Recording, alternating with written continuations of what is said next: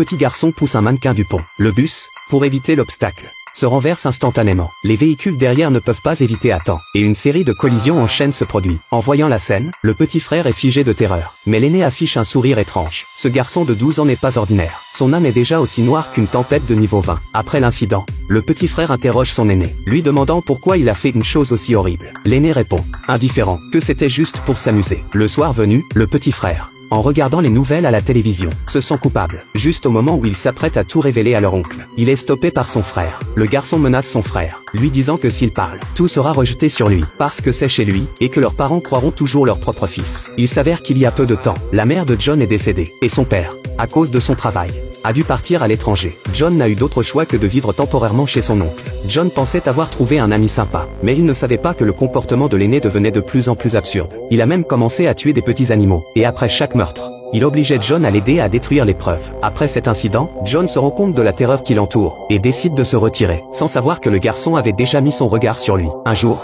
un chien se promenait tranquillement, mais il est tué directement par le garçon. Il n'y a aucune haine entre eux, c'est juste que le garçon trouve ça amusant. Ce que les gens ne savent pas, c'est que tous les petits animaux autour ont été victimes. Bien que John supplie son frère de ne plus faire ça, le garçon ne veut rien entendre, car il prend beaucoup de plaisir à cette sensation de meurtre. Après cela, John comprend enfin que son frère est un démon, et décide de se couper de lui. Il commence à passer du temps avec sa sœur, mais il ne sait pas que le garçon a déjà tourné son attention vers John. Voyant que John aime sa sœur, il lui arrache l'oreille. Cela provoque une bagarre entre les deux. Heureusement, la tante arrive à temps, et il s'arrête. Mais cet incident réveille la colère meurtrière du garçon. Le lendemain, il emmène sa sœur à la patinoire. Mais pendant qu'il patinait, il accélère soudainement. Une fois hors des limites de sécurité, il la propulse violemment hors de la patinoire. La sœur se relève lentement, mais ses pieds commencent à vaciller. La seconde suivante, elle tombe dans l'eau glacée. La scène devient immédiatement chaotique.